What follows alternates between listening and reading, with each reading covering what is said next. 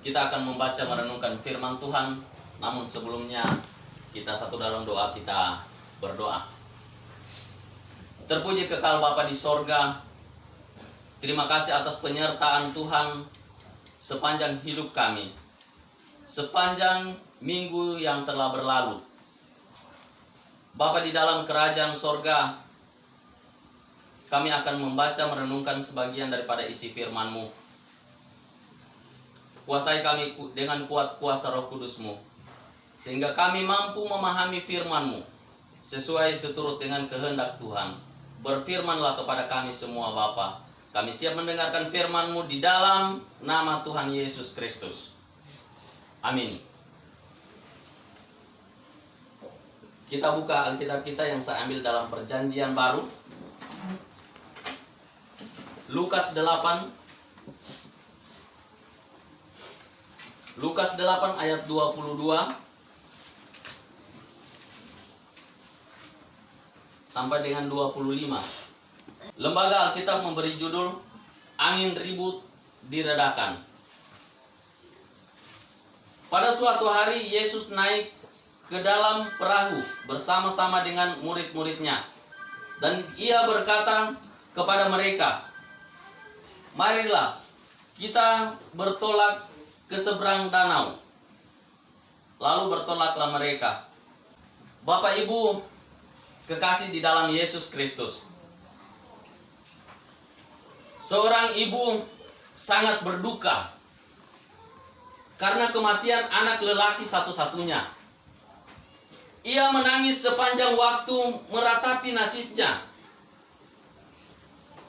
Ia pergi kepada orang tua yang bijak di kampungnya dan berkata,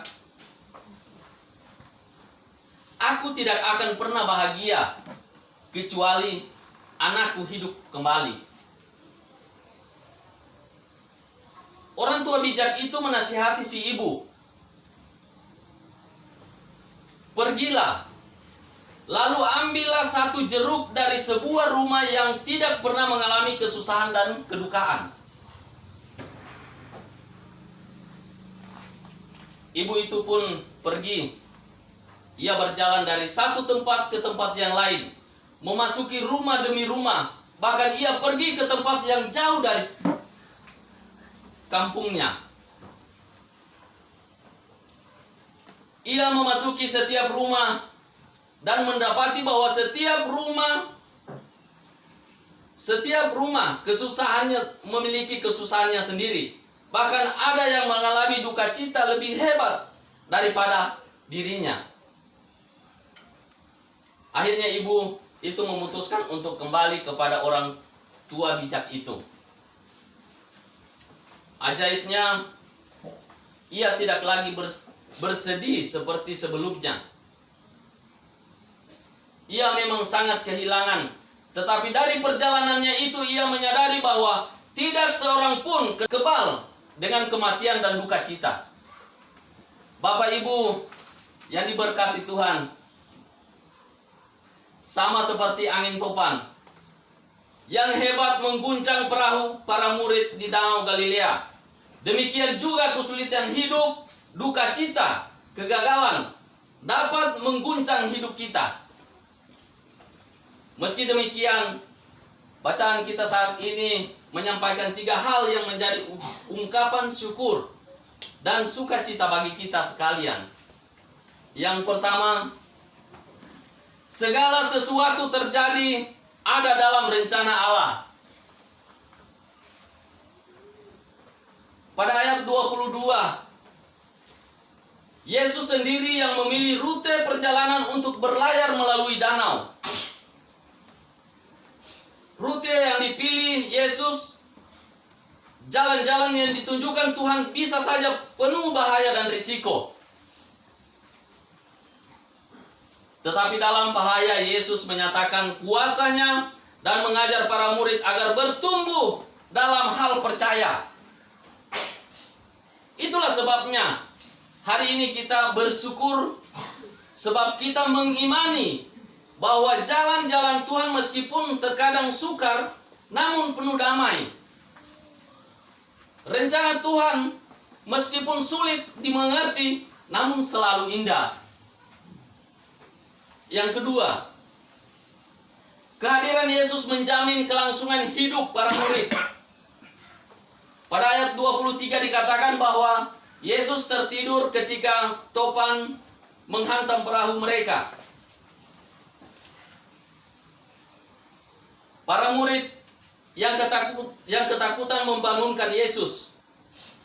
Para murid mereka merasa mereka pasti binasa.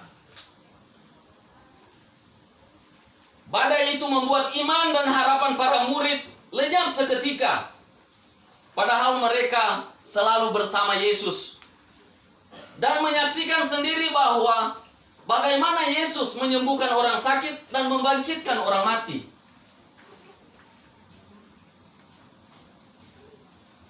Seringkali badai hidup membuat kita kecewa, mengguncang iman kita. Kita bertanya kepada Tuhan, mengapa ini terjadi?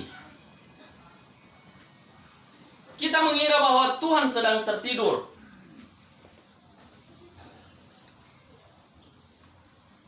Sesungguhnya tidak demikian, Bapak Ibu. Sikap Yesus tertidur dalam perahu adalah cara Tuhan agar para murid belajar mempercayakan diri secara total kepada Tuhan.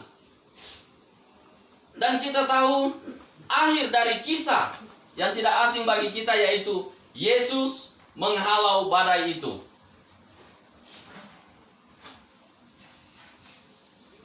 Yesus yang sama juga hadir di tengah kehidupan kita dan di tengah kehidupan keluarga terkasih kita yang bersyukur meskipun berduka. Yesus tetap menyertai selama 40 hari duka cita keluarga, bahkan sepanjang kehidupan keluarga dan kita semua. Ada kalanya kita merasa Yesus tertidur. Tapi percayalah, justru dalam masa-masa itu, Ia mau kita bertumbuh dalam iman dan berharap kepadanya. Bapak Ibu yang diberkati oleh Yesus, yang ketiga, krisis kehidupan merupakan kesempatan mengenal Yesus dan kasih-Nya. Setelah badai itu berlalu, Yesus bertanya kepada para murid, "Di manakah kepercayaanmu?"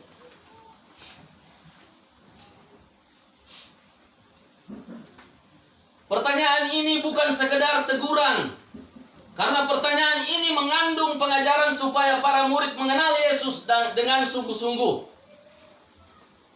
Mengenal Yesus yang memiliki kuasa menghalau badai sebesar apapun.